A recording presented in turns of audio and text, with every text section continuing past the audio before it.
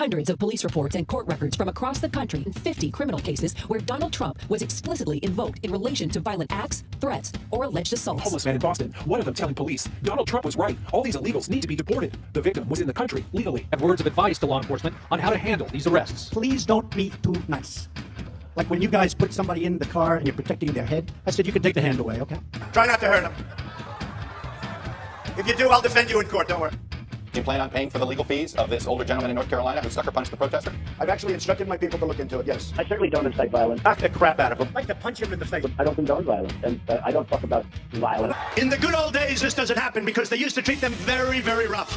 And when they protested once, you know, they would not do it again so easily. And this Cleveland man attacked his African-American neighbors with a knife and then tells police Donald Trump will fix them because they are scared of Donald Trump. Gainesville, Florida, a Latino man is working outside of his convenience store when he says a stranger suddenly bashes him in the head. Moments later, the victim describing the attack. This is for Trump.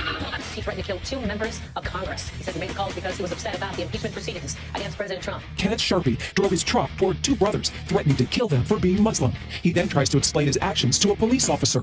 I said, you know what, please get out of my country, because I don't like America. This is why I like Trump. And he's doing the same thing as I feel, wants him out of our country. Build that wall! Build that wall!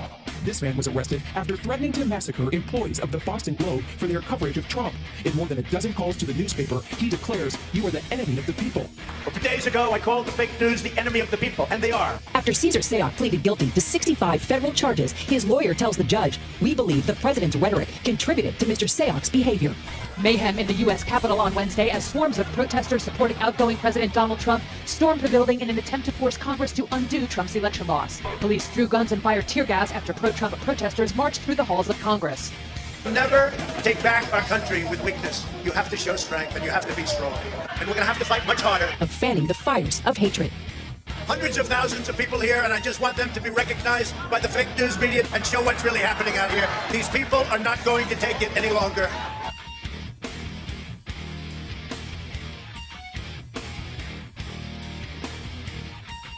We will never give up. We will never concede. It doesn't happen. You don't concede when there's theft involved. Our country has had enough. We will not take it anymore. We will stop the steal.